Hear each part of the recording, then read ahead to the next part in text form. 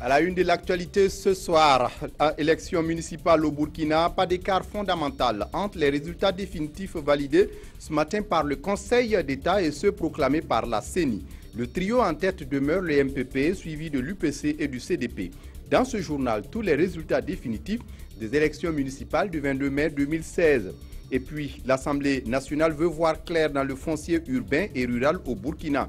Elle vient de mettre en place une commission d'enquête pour faire la lumière sur la gestion foncière urbaine et rurale. Les députés qui souhaitent également comprendre les conditions d'octroi des titres miniers. Les résultats des enquêtes sont attendus dans 2 mois. Le transport de la viande dans la ville de Ouagadougou, transporté le plus souvent sur des engins à 2 roues, c'est surtout les conditions d'hygiène qui frappent le spectateur qui assiste passivement à la scène. Mais les bouchers s'en défendent, ce qui est loin de rassurer le consommateur. Une de nos équipes a tenté de remonter le circuit des aires d'abattage aux boucheries. Images et témoignages dans ce journal. Mesdames, Messieurs, bonsoir. Ravi de vous retrouver. Dans l'agenda chargé de Paul Kabatieba, d'abord pour commencer, le Premier ministre a reçu ce 13 juin l'évêque de Koupéla, un émissaire du Premier ministre gabonais et un représentant du ministère des Affaires étrangères d'Allemagne. Avec toutes ces personnalités, il a été question de développement du Burkina Faso, mais aussi de sécurité dans la bande sahélo-saharienne. On fait le point avec Ismaël Diloma Sirima. La soirée du 13 juin 2016 du Premier ministre Tieba a été marquée par 3 audiences. Il a d'abord reçu l'archevêque de Koupéla. Leurs échanges ont porté sur une convention signée entre le gouvernement burkinabé et l'Église catholique. Une convention qui peine à certains points.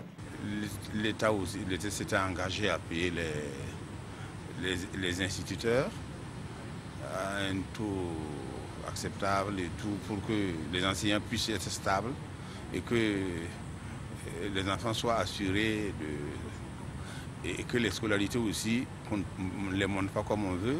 Amadou Ndiaye, quant à lui, est venu apporter une invitation au Premier ministre, celle de prendre part à la 10e édition du Forum des opérateurs pour la garantie et l'émergence économique de l'Afrique, qui se tiendra le 28 juin prochain à Libreville. Et nous avons donc pris la décision de venir inviter les nouvelles autorités burkinabées parce que nous avons vu leur nouvelle démarche, nous avons suivi les élections, nous avons suivi la nouvelle démocratie dans ce pays, nous avons suivi également la politique économique qui se dessine et qui constitue un modèle pour l'Afrique et pour nous-mêmes. Pour sa part, Jörg Schmitz du ministère allemand des Affaires étrangères est venu annoncer au Premier ministre qu'il est au Burkina avec une délégation d'hommes d'affaires allemands pour voir comment investir davantage dans le pays des hommes intègres.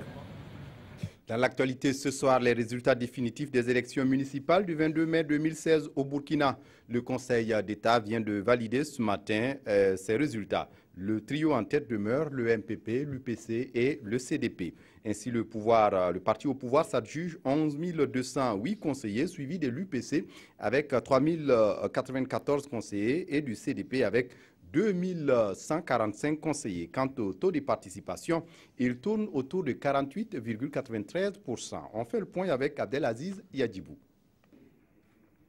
5000 bulletins litigés ont été annulés après examen par le Conseil d'État des recours et autres plaintes formulées par certains partis politiques.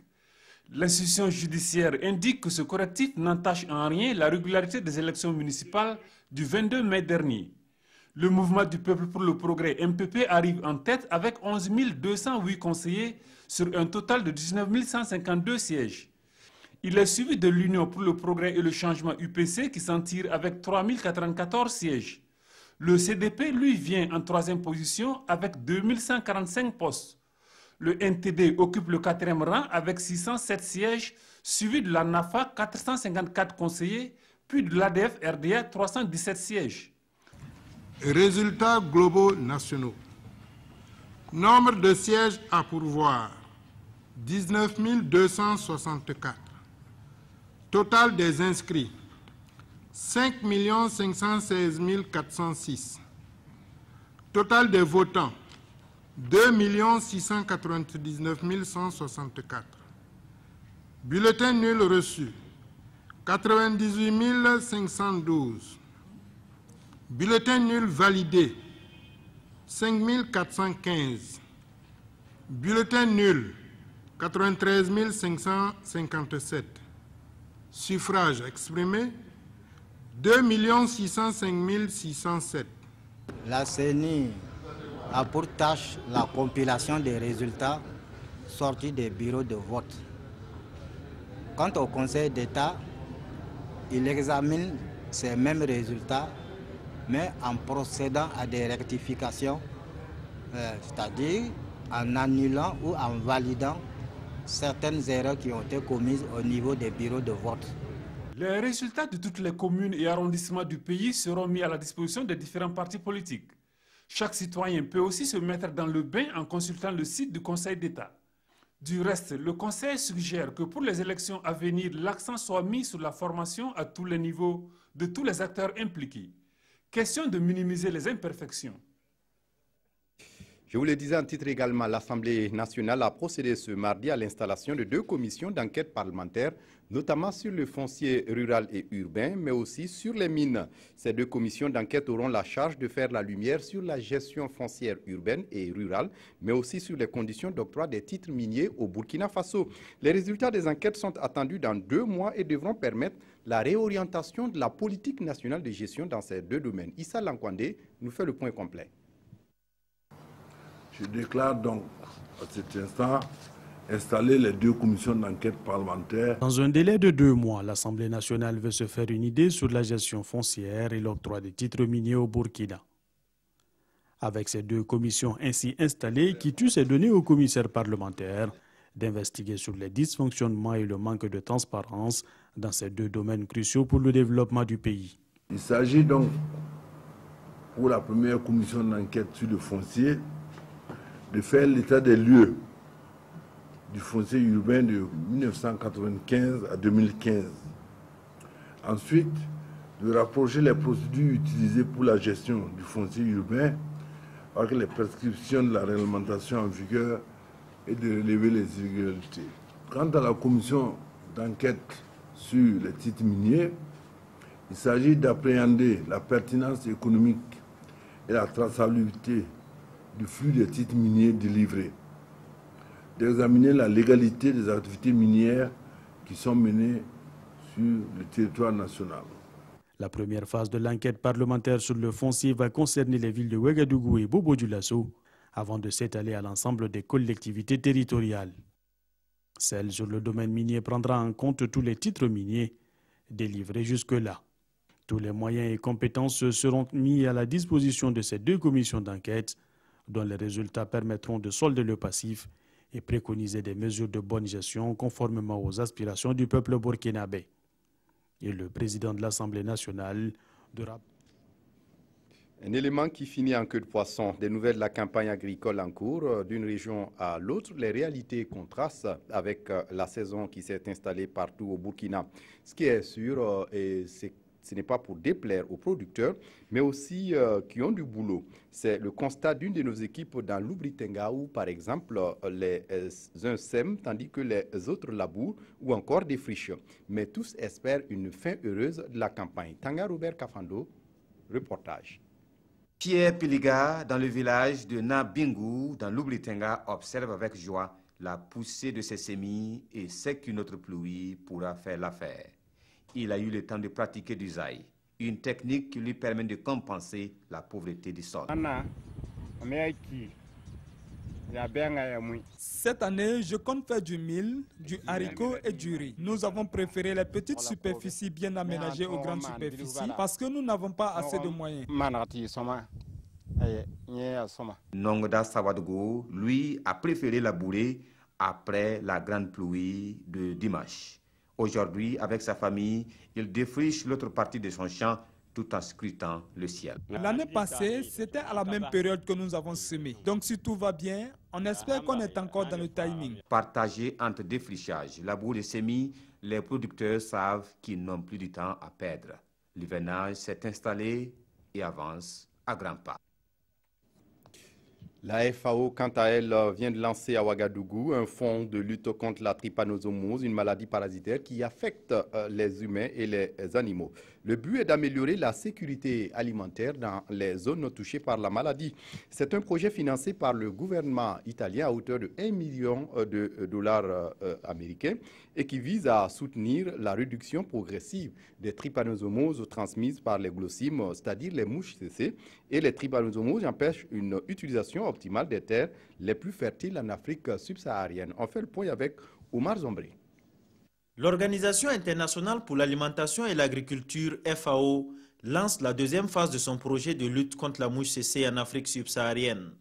Ce projet vise l'amélioration de la sécurité alimentaire dans cette partie de l'Afrique à travers la réduction progressive de la trypanosomose, une maladie transmise par la mouche CC et couramment appelée maladie du sommeil. C'est une maladie, malheureusement, qui sévit dans toute la partie est et sud du Burkina Faso, qui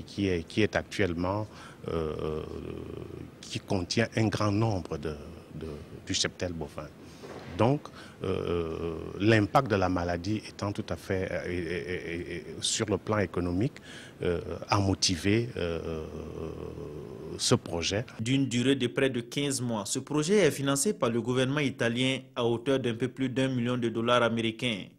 Pour le Burkina Faso, cette deuxième phase permettra de reprendre de plus belle la lutte contre la mouche CC qui est à la fois nuisible pour l'homme et pour le cheptel. Ce projet va nous permettre au Burkina et les pays concernés de lutter efficacement contre la mouche CC et à travers cette lutte accroître la productivité animale et bien sûr par conséquence assurer la sécurité alimentaire au niveau du Burkina.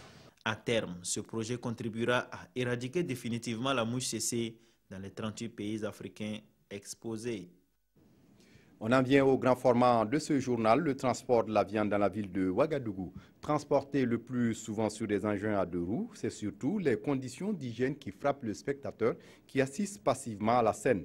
Mais les bouchers s'en défendent. Ils affirment prendre toutes les précautions, ce qui est loin de rassurer le consommateur. Nongba Kouda et Ramatou Zida ont tenté de remonter le circuit des aires d'abattage aux boucheries. Images et témoignages. De la viande transportée dans du papier et sur des motos, c'est le constat que l'on peut faire dans certaines artères de la ville de Ouagadougou.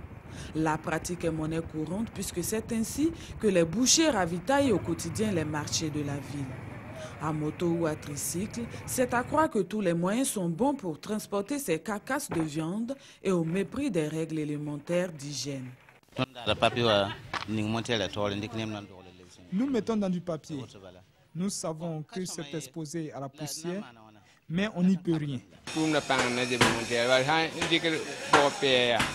Nous faisons en fonction de nos moyens et ça dépend de la quantité de viande à transporter. Ce qui inquiète le plus, c'est que cette viande est laissée à tout vent, à la merci de la poussière et autres substances ou microbes, exposant ainsi les consommateurs à des risques de maladies. Il s'agit principalement des maladies diarrhéiques, des maladies comme la fièvre typhoïde, d'autres maladies liées justement à des toxines. Pour venir à bout du phénomène et préserver la santé du consommateur, les services d'hygiène ont d'autres moyens que la sensibilisation. Mais elle va surtout à l'endroit des établissements en caractère alimentaire. Le dispositif ne permettant pas encore d'atteindre le public mis en cause ici. Nous pouvons être en concertation avec d'autres services comme la police municipale, engager des actions qui peuvent toucher ces gens qui transportent donc la viande avec des moyens de transport qui ne sont pas du tout indiqués. Dans ces conditions, le consommateur doit faire sa propre police. Et cela revient à prendre les précautions nécessaires pour se préserver contre tout risque lié à de telles pratiques. Ce que nous pouvons donner comme conseil aux consommateurs, vraiment, c'est de s'approvisionner dans des endroits sécurisés. C'est notamment dans des endroits où nous faisons des contrôles. Pour l'heure, il n'existe pas d'autre alternative. Mais l'ambition est de mettre à la disposition de ces transporteurs de fortune des moyens adéquats et plus sécurisés. Le ministère en charge des ressources animales nous a effectivement associés à une réflexion pour pouvoir concevoir des moyens de transport adaptés à nos conditions. C'est-à-dire des espèces de tricycles avec des caisses bien aménagées qui permettent effectivement de faire le transport et de ravitailler les gens. En attendant que ces mesures soient effectives, la pratique, elle, persiste et semble s'instaurer comme une règle, cela aux grandes dames des consommateurs. Santé à présent, excision et mutilation génitale féminine au Burkina Faso, quand la chirurgie permet de se reconstruire. Une quinzaine d'agents de santé se forment à Bobo-Dioulasso dans les Hauts-Bassins depuis le 13 juin sur les techniques de réparation des complications et autres séquelles des mutilations génitales féminines. Que vont-ils apprendre et qu'est-ce que ces connaissances vont les servir? Les réponses avec Amadou Lougué. 75% des femmes et filles de 15 à 49 ans sont victimes des mutilations génitales féminines au Burkina Faso, selon l'enquête démographique sur la santé. Une pratique qui a la peau dure au Burkina. Réunis à Bobo-Dioulasso, 13 agents de santé se forment en technique de réparation des complications et séquelles de l'excision. À partir de 2010, nous avons quand même des chiffres qui décroissent de l'excision. Donc, grâce aux efforts conjugués de nos partenaires techniques et financiers. Durant 6 jours, les participants vont joindre la théorie à la pratique et renforcer ainsi leurs compétences et capacités de prise en charge des mutilations génitales féminines. Nous allons aborder l'exposé sur la façon de réparer, c'est-à-dire la technique opératoire. Et après, il y aura un entraînement sur un mannequin et à partir du 4e jour, nous serons au bloc opératoire où les participants vont se faire la main en opérant sur des femmes porteuses de séquelles. La pratique de l'excision porte atteinte à la dignité et à l'intégrité de la femme. Au Burkina Faso, plus de 600 agents de santé ont été formés pour une prise en charge efficace des séquelles de l'excision. Et puis cet exemple de dialogue interreligieux, des jeunes chrétiens invitent à comprendre le djihad en Afrique de l'Ouest pour combattre le terrorisme. À travers une conférence publique organisée ce 11 juin à Bobo-Dioulasso, la jeunesse étudiante catholique universitaire de la ville a permis d'ouvrir le débat sur le recrutement des jeunes pour le djihad en Afrique de l'Ouest. On essaie de comprendre avec Ahadi Isandamba. Le djihad tel que prescrit par les Saintes Écritures, ainsi que le djihad dans sa pratique actuelle, tel est le module dispensé à ses étudiants. Rassurez-vous, ce n'est pas pour en faire des djihadistes, mais plutôt pour en faire des jeunes conscients du danger et surtout des combattants de l'insécurité. L'initiative est de la jeunesse étudiante catholique universitaire de Bobo-Dioulasso. On attend des étudiants qu'ils reçoivent l'information d'abord et qu'ils divulguent cette information dans leur milieu et sensibiliser le monde par rapport au terrorisme et le moyen de l'arrêter. Axée essentiellement sur les différentes attaques terroristes perpétrées en Afrique de l'Ouest, cette conférence a permis aux participants de découvrir le phénomène dans toutes ses facettes, du mode opératoire aux conséquences, en passant par les causes, le mode de recrutement et surtout les groupes exposés à ce recrutement. Rien n'a été omis. On a retenu que la majeure partie des recrutements du terrorisme sont axés sur les jeunes. On a retenu aussi que la cause du terrorisme, c'est d'abord l'éducation de la personne. Et il y a aussi la pauvreté, il y a le manque. Le conférencier n'a pas manqué de souligner qu'il ne faut jamais confondre terrorisme et islam. Ajoute-t-il, 80% des victimes du terrorisme à travers le monde sont des musulmans. Quelques soucis techniques qui terrorisent la compréhension de ce sujet, toutes nos excuses. En Afrique du Sud, le père de Reva Steenkamp, tué par Oscar Pistorius en 2013, a témoigné en pleurs ce mardi devant un tribunal de Pretoria où il a insisté que le champion paralympique sud-africain paye pour son crime commis, selon lui, après une dispute du couple. C'est la première fois depuis le début de la procédure judiciaire en 2014 que l'un des parents de Reeva Steenkamp prend la parole devant la justice qui doit désormais fixer la peine d'Oscar Pistorius, reconnu coupable de meurtre. Oscar Pistorius sera bientôt fixé sur la durée de sa peine de prison. Reconnu coupable du meurtre de sa petite amie lors de son procès en appel, l'athlète sud-africain encourt jusqu'à 15 ans de réclusion. Pour la première fois depuis le début du procès, le père de la victime s'est exprimé à la barre. Je pense à elle tout le temps, dit Barry Steenkamp.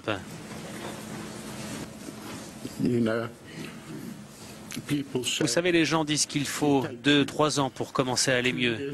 Mais chaque jour de ma vie se ressemble.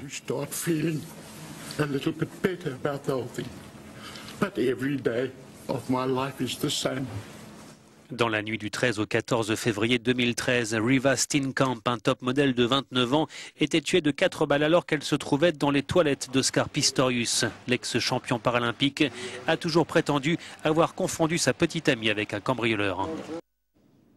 Et puis violence à Marseille, des supporters russes expulsés de France. L'UEFA sanctionne la Russie à la suite des violents affrontements entre supporters survenus à Marseille pendant le week-end. Des supporters russes seront expulsés du territoire français tandis que la Russie a été suspendue avec sursis par l'UEFA pour des violences survenues au stade Vélodrome. Suspension avec sursis pour l'équipe russe à l'Euro 2016 et 150 000 € d'amende. L'UEFA sanctionne la Russie pour les violences provoquées par ses supporters à l'issue du match Russie-Angleterre. Le porte-parole de l'instance européenne du football explique la sanction. La disqualification en sursis jusqu'à la fin du tournoi. Le sursis pourrait être levé si des incidents d'une nature similaire, si des désordres au niveau du public avaient lieu à l'intérieur du stade lors d'un match de l'équipe de Russie pendant le tournoi.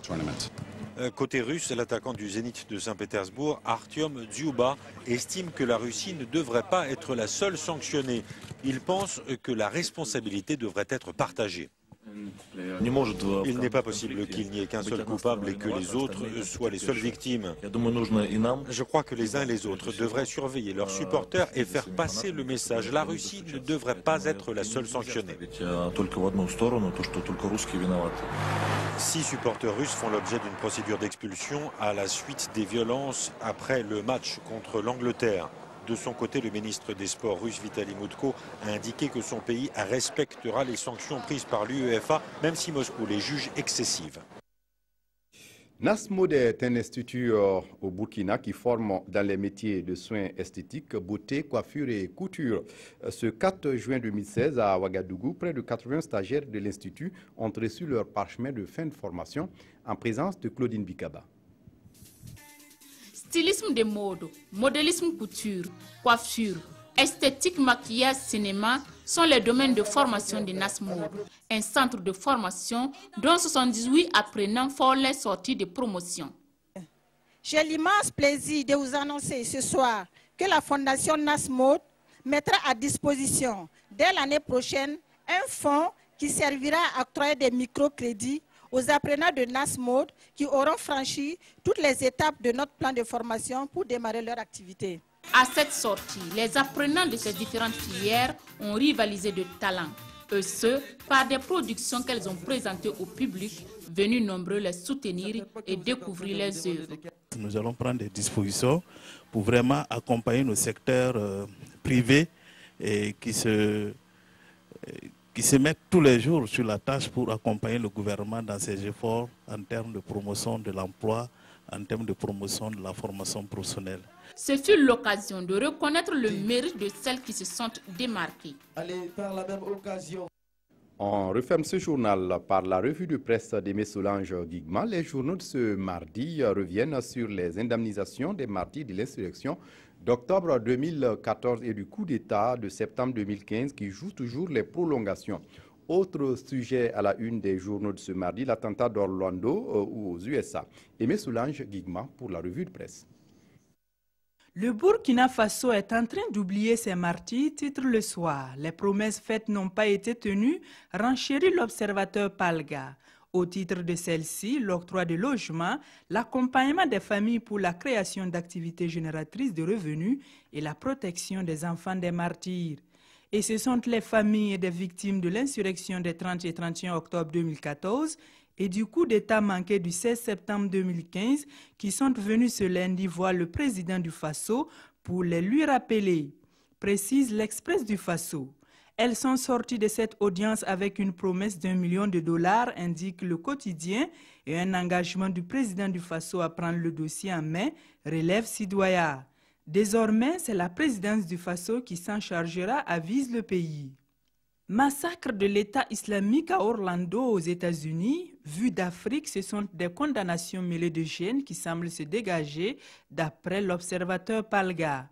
L'omerta, le rejet, voire l'aversion collective qui entoure les homos, bisexuels, lesbiennes et autres transsexuels en Afrique n'ont pas poussé beaucoup d'Africains à manifester clairement leur aversion à l'acte inqualifiable d'Omer Matin. Explique aujourd'hui au Faso. Mais quoi qu'il en soit, rétorque Lop, ce sont des êtres humains, après tout, même déviants. Par conséquent, il faut laisser à la juge ultime choisir quoi faire de ces êtres humains. C'est tout pour ce journal. Merci de votre attention. Très bonne suite de programmes sur la RTV. Au revoir.